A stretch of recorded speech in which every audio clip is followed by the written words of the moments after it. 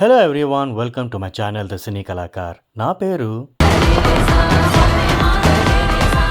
సుందరం master. Trailer చూశాక ఎంత excite అయ్యానో మూవీ చూశాక డిసప్పాయింట్ అవ్వాల్సి వచ్చింది. డిసప్పాయింట్ అనే కంటే జాలిపడ్డా.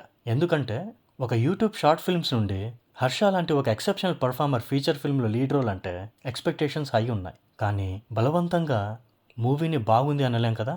Raviteja team works production and Harsha Chamudu నటించిన ఈ మూవీలో మంచి మెసేజ్ ఉండేట్టు కథ బాగానే రాసుకున్నారు.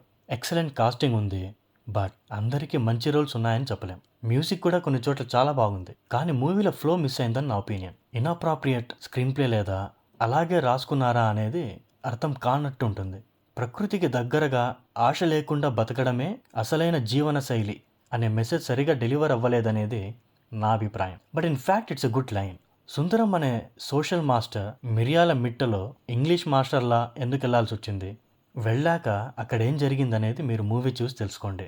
అసలు ఆ విలేజ్ ఎమోషన్స్కి సరిగా కనెక్ట్ అవ్వకపోవడం బిగ్ బ్యాక్లాగ్. మనం ఎందుకు తెలుసుకోవాలి వాళ్ళ గురించి అనే విషయాన్ని సరిగ్గా చూపించలేకపోయారని నాకైతే అనిపించింది.